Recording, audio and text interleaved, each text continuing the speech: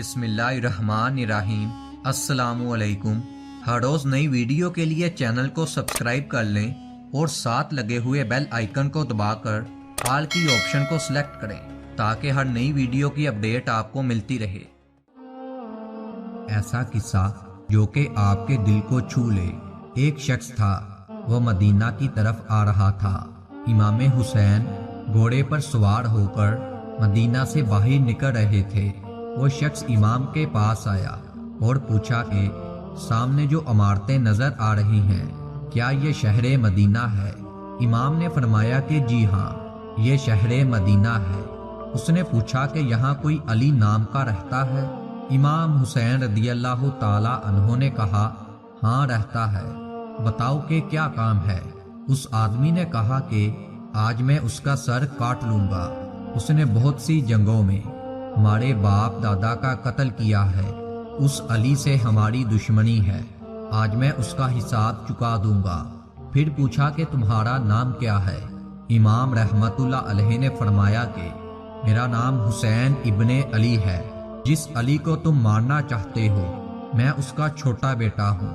وہ شخص وہیں رک گیا، کہنے لگا میں نے تمہارے باپ کو گالیاں دی، تم طیش میں کیوں نہیں آئے؟ امام حسین رضی اللہ تعالی عنہ نے جواب دیا کہ ہم کبھی گالیوں پر طیش میں نہیں آتے۔ میرے نانا حضور صلی اللہ علیہ وآلہ وسلم کا ارشاد ہے جو گالیاں سن کر چپ رہے وہ صابر ہے۔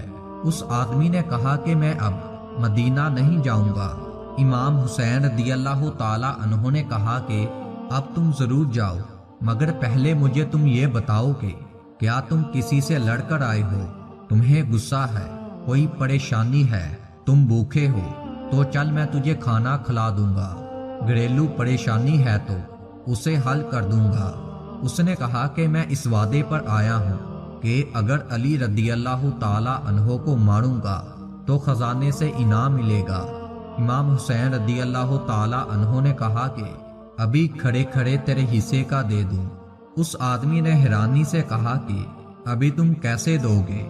امام حسین رضی اللہ تعالی عنہ نے آسمان کی طرف دیکھ کر کہا دیکھ وہ چیل تیرے حصے کی تھیلی لے کر آ رہی ہے۔